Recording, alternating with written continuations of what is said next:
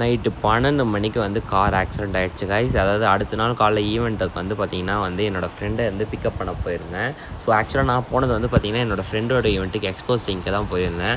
ஆக்சுவலாக அவன் சொன்னது என்னென்னா வந்து ஒரு 1.5 செஷன் தான் சொன்னான். மார்னிங்லேருந்து ஒரு மத்தியானம் வரையும் நடக்கணும். ஆனால் அங்கே போய் பார்த்தா தான் தெரியுது மார்னிங்லேருந்து நைட்டு வரைக்கும் ஆக்சுவலாக நடந்துகிட்டு இருந்தது.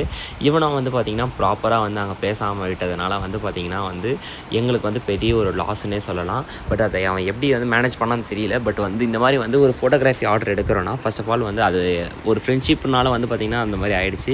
பட் இந்த மாதிரி ஒரு ஃபோட்டோகிராஃபி ஆர்டர் எடுக்கிறோன்னா ஃபர்ஸ்ட் ஆஃப் ஆல் வந்து பார்த்திங்கன்னா நம்ம வந்து எக்ஸ்போசிங் வந்து கரெக்டாக பேசிடணும். நானே ஒரு ஈவெண்ட்டில் வந்து இப்படி தான் இன்றைக்கி வந்து லாக் ஆனேன்.